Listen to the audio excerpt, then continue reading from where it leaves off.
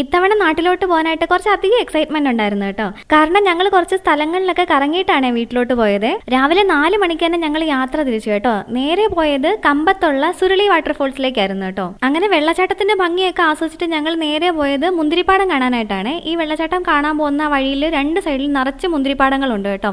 ഇങ്ങനെയുള്ള മുന്തിരിപ്പാടങ്ങളിൽ പോവുകയാണെങ്കിൽ നമുക്ക് നിറച്ച് ഫോട്ടോസും വീഡിയോസും ഒക്കെ എടുക്കാം. നമുക്ക് മുന്തിരി അവിടെ നിന്ന് മേടിക്കുകയും ചെയ്യാം കേട്ടോ. മുന്തിരിപ്പാടം പണ്ടേ എൻ്റെ ഒരു വീക്ക്നെസ് ആയത് കാരണം ഞാൻ അവിടെ ഓടി നടന്ന് കുറേ റീൽസ് ഒക്കെ എടുത്തേ. അവിടുന്ന് നേരെ ഞങ്ങൾ പോയത് തേക്കടിയിലോട്ടാണ് കേട്ടോ. തേക്കടിയിൽ വൈറ്റ് പോർട്ടിക്കോ എന്ന് പറഞ്ഞ ഹോട്ടലായിരുന്നു ഞങ്ങളുടെ സ്റ്റേ. റീസണബിൾ റേറ്റിൽ അത്യാവശ്യം നല്ല സൗകര്യങ്ങളുള്ള നല്ലൊരു ഹോട്ടലായിരുന്നു അതെ. അവിടുന്ന് തൊട്ടടുത്ത് തന്നെയാണ് നമ്മുടെ ബോട്ടിങ്ങിനുള്ള പോയിന്റ്. പക്ഷെ ഞങ്ങൾക്ക് ബോട്ടിങ് കിട്ടിയില്ല, അത് മിസ്സായിപ്പോയി. അവിടുന്ന് ഞങ്ങൾ നേരെ പോയത് പരുന്തുംപാറയ്ക്കായിരുന്നേ.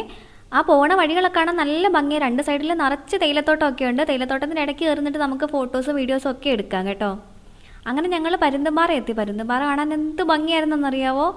ഇവിടെ പോയിട്ടില്ലാത്തവരാണെങ്കിൽ ഉറപ്പായിട്ടും പോകണം കേട്ടോ. അത്ര ഭംഗിയായിട്ടോ. ഈ വീഡിയോയിലൊന്നും കാണാനോ ഞങ്ങൾക്ക് പറഞ്ഞാലും നിങ്ങൾക്കത് മനസ്സിലാവില്ല. അത്രത്തോളം ഭംഗിയാണ് ആ ഒരു പോയിന്റ്. ഞങ്ങൾ അവിടെ നിന്നപ്പോൾ അതിലേക്കൂടെ ഒരു ജെറ്റ് പോയിട്ടുണ്ടായിരുന്നു കേട്ടോ. അമ്മയ്ക്ക് വ്ളോഗിനകത്ത് ഇടാൻ വേണ്ടിയിട്ട് മോൾ എടുത്തു തന്ന വീഡിയോ ആണ് കേട്ടോ. എന്നിട്ട് ഇത് ഡിലീറ്റ് ചെയ്യല്ലേ അമ്മയെന്ന് പ്രത്യേകം പറയുകയും ചെയ്തിട്ടുണ്ടായിരുന്നേ. അങ്ങനെ അവിടെ നിന്ന് ഞങ്ങൾ നേരെ പോയത് പാഞ്ചാലിമേട്ടിലോട്ടായിരുന്നേ. ഇവിടെ നമുക്ക് ചെറിയൊരു എൻട്രൻസ് ഫീ ഉണ്ടായിരുന്നേ. അപ്പോഴത്തേക്ക് ഞങ്ങൾക്ക് നല്ല വിശപ്പായിട്ടുണ്ടായിരുന്നേ. ഞങ്ങൾ ഈ DTPC എന്ന് പറഞ്ഞ റെസ്റ്റോറൻറ്റിലാണ് പോയത് കേട്ടോ. തേയിലത്തോട്ടത്തിൻ്റെ ഭംഗിയൊക്കെ ആസ്വദിച്ചുകൊണ്ട് മീൻകറിയൊക്കെ കൂട്ടി നല്ല അടിപൊളി ഒരു ഊണ് കഴിക്കാമേ. വലിയ വിലയില്ല കേട്ടോ അവിടുത്തെ ഊണിന്. അങ്ങനെ ഊണൊക്കെ കഴിച്ചിട്ട് ഞങ്ങൾ വീണ്ടും യാത്ര തിരിച്ചു കേട്ടോ. പോകുന്ന വഴിയൊക്കെ നല്ല ഭംഗിയാണ് കാണാൻ. എവിടോട്ട് നോക്കിയാലും നമുക്ക് അവിടെയൊക്കെ നിന്ന് ഫോട്ടോ എടുക്കാനും വീഡിയോ എടുക്കാനും തോന്നുന്നു. അത്ര ഭംഗിയാട്ടോ. തേയിലത്തോട്ടം, ഏലത്തോട്ടം, കാപ്പിത്തോട്ടം എല്ലാം ഉണ്ടേ. കഴിവതും പകൽ സമയത്ത് ഇതിലേക്കൂടെ പോകുന്നതാണ് നല്ലത്. നമുക്ക് ഭംഗി ആസ്വദിക്കുകയും ചെയ്യാം. അത് മാത്രമല്ല സേഫ്റ്റി വൈസ് ആണെങ്കിലും അത് തന്നെയാണ് നല്ലത് കേട്ടോ. അങ്ങനെ നമ്മൾ വാഗമണിലുള്ള പൈൻ ഫോറസ്റ്റിലെത്തിയേ. അവിടെ നമ്മൾ കുറച്ച് സമയം ചെലവഴിച്ചിട്ട് നേരെ പോയത് വാഗമൺ മെഡോസിലോട്ടായിരുന്നേ.